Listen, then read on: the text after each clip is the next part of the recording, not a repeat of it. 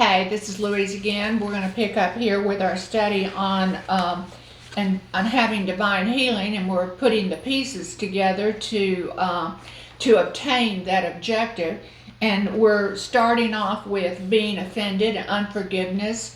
We're starting off with that one because it's a baseline point that if you don't learn how to forgive, you're not going to receive anything from God. So you know we've got to faith will not work in unforgiveness. It just won't.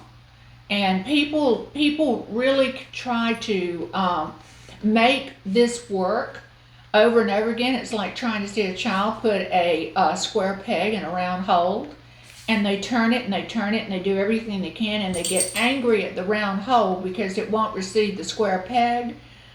The round hole was never made to receive the round peg.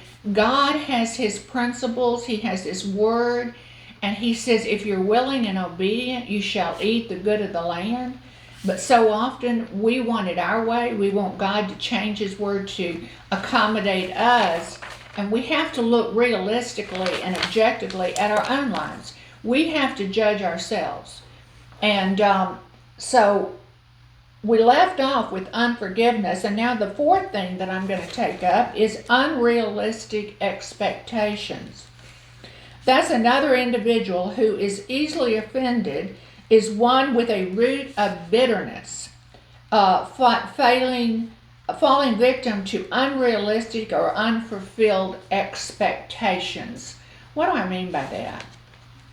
Well, you set yourself up for a high goal and you don't reach it. And you set yourself up for a goal that was never meant to be reached. That's the one thing I love about walking with God.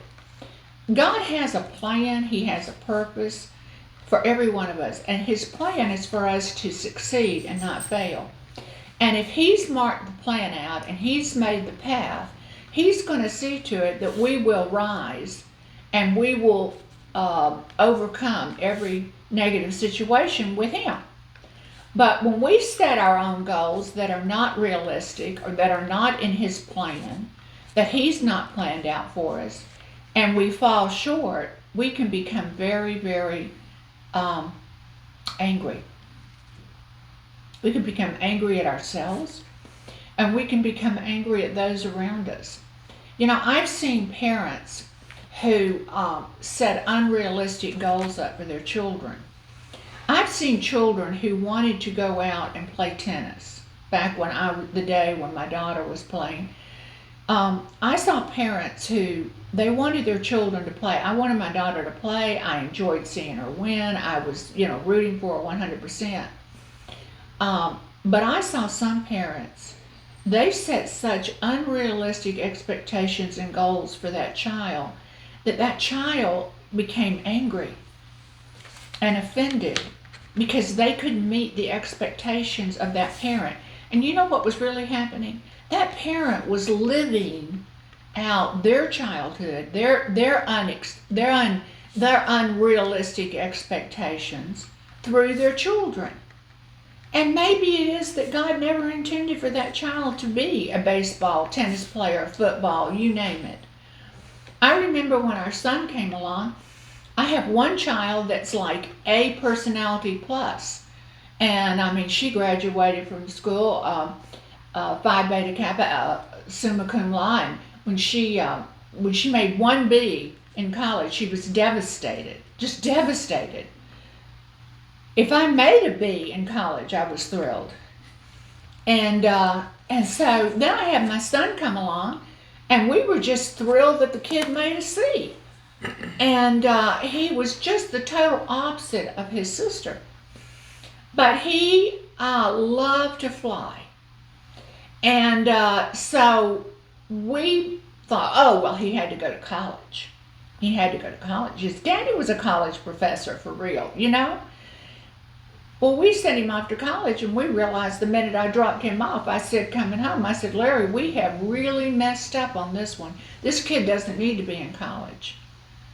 I knew it in my heart. I knew it just as clear as I could see my hand in front of my face. And as soon as we got home, we called him up and we said, well, we're going to bring you home. He said, well, I'll sit out one semester. I'll stick it out one semester. And I said, no, we messed up. We didn't listen to God. We're going to have to bite the bullet on this one, but you're coming home. So we did. It wasn't that he gave up. It's just that we had to change course because we had expected one thing and God had another plan. When he got home, we sent him off to work at the airport. And it wasn't too long that he decided, I want to go to pilot school. And we said, okay, but there's no failure on this one because this is it.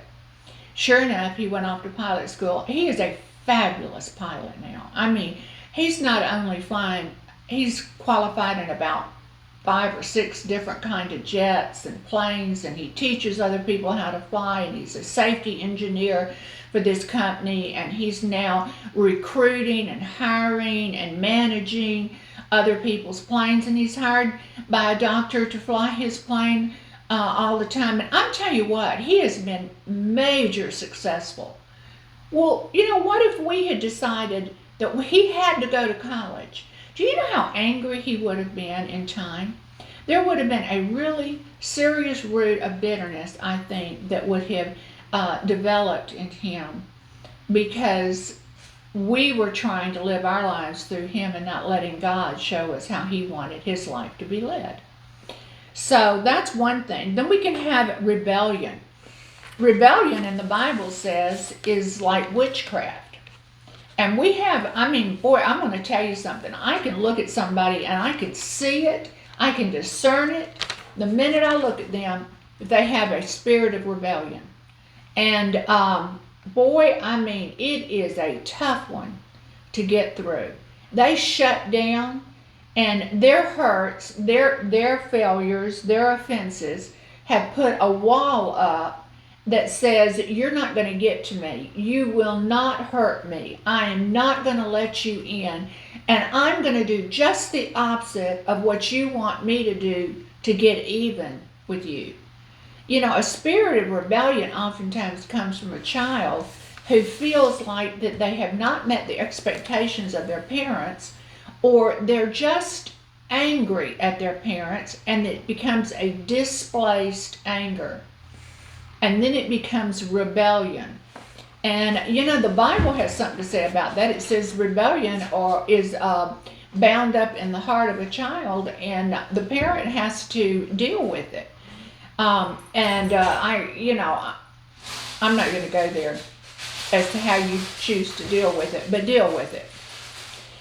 Because if you just let it go on, by the time they're 14, you've lost them. You've lost them. Okay? And so children need perimeters. And they need realistic expectations of themselves, but they need, and I'm going to say this because it's going to sound strange, but they need bedtimes. And they need to know when they need to study, and they need to know when they could look on a phone, which, by the way, I would never give a child a phone. They need to know when to come home. They need to know that you have certain rules that you have set down, and you expect them to apply them. And if you're going to live in your house, then they're going to have to abide by your rules. But you see, parents don't want to do that today, because I'm going to tell you why. Parents today would rather be their child's friend than they would to be the parent.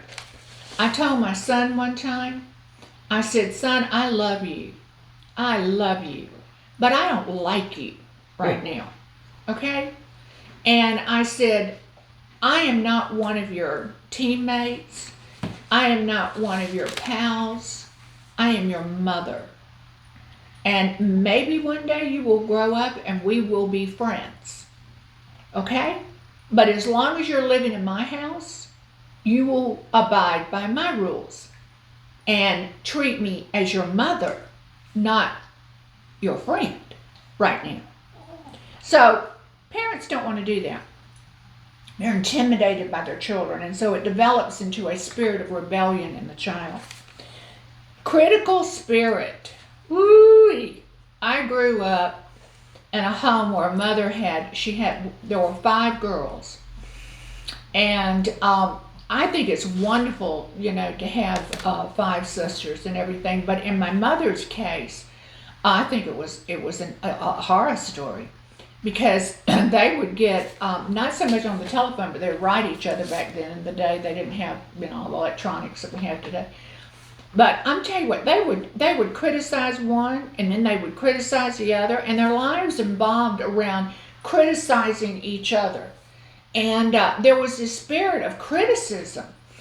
I was thinking about it actually the other day. God bless my mom, she's long gone. But she really did have a very critical spirit about everything.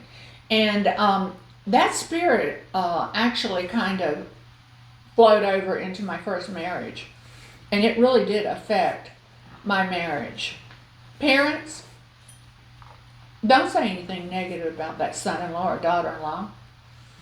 Okay? It's not for you to criticize. It's not for you to criticize anyone, actually, when it comes down to it. And my grandmother was from Connecticut, and I was thinking about it. My grandmother was a hard woman, and she was a businesswoman. But you know what? Something I can honestly say, I was thinking about it. My grandmother didn't have a lot to say. She was not a chit-chatter. She didn't socialize. She ran her ranch. But you know what? I cannot recall one critical thing coming out of my grandmother's mouth. Well, I guess there's a lot of benefit to minding your own business. But my grandmother didn't talk about others. She didn't talk about my mom. She didn't talk about any of us.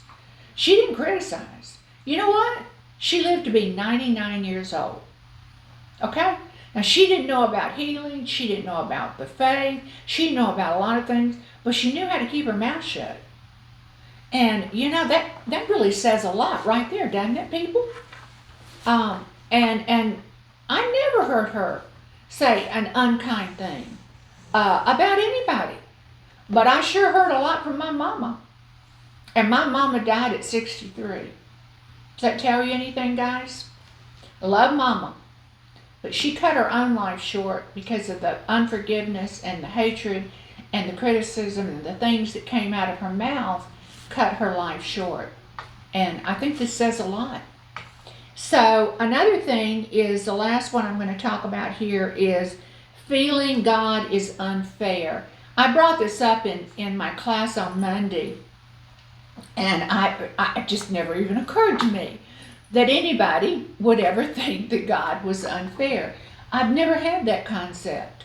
Now, I've had a lot of things happen in my life, but I've always realized that they were the consequences of my actions.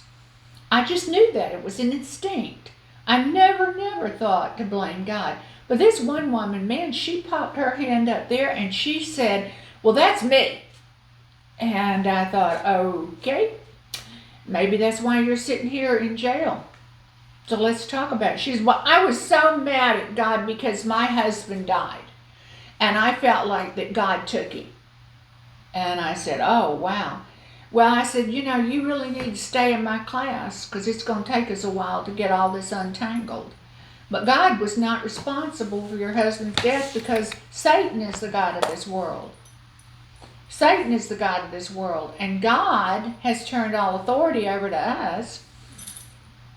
And I don't know where your husband was walking. I don't know if he was a believer or an unbeliever. I don't know if he had hate in his heart. I don't know anything about your husband. But I can guarantee you, God didn't do it. The Bible says Satan comes to kill, steal, and destroy. And you see, what we don't want to do is we don't want to take personal responsibility for the things that happen either to our children, our mates, or ourselves. And it's so much easier to blame God. And the blame game started in the Garden of Eden. Because, when the Lord met with Adam in the garden, he knew right away what they had done. But he asked Adam. And the first thing that came out of its mouth was he pointed to Eve. And Eve said, well, the serpent made me do it. The serpent didn't make her do anything. This is something I want to make very clear to y'all. And then she turned, and then Adam said, well, Eve made me do it. And then he said, grab this, this woman you gave me. Do you see how he turned it first on Eve and then he turned it on God? The woman didn't make Adam do anything that Adam didn't already want to do. Let me tell you something. You have a free will. Satan cannot make you do anything. God cannot make you do anything. You are the one to choose life or death every morning that you get up. Every day. And God has set out life before you, but if you want to choose death, that's up to you. And I love my Father, and I'm going to tell you every good and perfect gift comes from the Father of lights, and He sent His Son to a horrible death in order to give you all those good and perfect gifts. And I really do get a little angry when people pick on my Father. And when they start blaming their shortcomings and other people's shortcomings on Him, oh boy, you really going to hear something from me. Because I'm going to tell you, that's called a child abuser. And there's one thing my Father is not, is a child abuser. He doesn't ever need to do anything abusive. He never would do anything abusive to His children. And so we need to grow up, and we need to start taking some serious personal responsibility, not only for our mistakes and how we have made things come about, but we need to realize that, hey, I don't know what was going on in my husband or daughter or child's life. I don't know what was happening in that situation, but I can tell you what, God did not set them up to fail. I know so many instances where I should be dead, and God's angels pulled me out of the fire. And so, there's a lot to understand about this walk in the Lord, but the first thing you need to understand before you go any further is that God is for you. He is not against you. He is your friend. He is your Father. He loves you with an everlasting love. We'll never be able to comprehend the width and the breadth and the depth of the love of God. And we will be learning about that love for all of eternity. So I just want to leave you there. These are some things that you need to meditate on. I told the girls to write them down, and if they fall in any one of these categories, work on it. Pick out, know exactly where you fall short, and begin to make that a priority in your walk with the Lord. Because I promise you, if you will do this, then you're going to be seeing things turn around in your life. I love every one of you. I hope you've enjoyed this, and we're going to get together again and talk some more on putting the pieces together for divine healing. Bye-bye.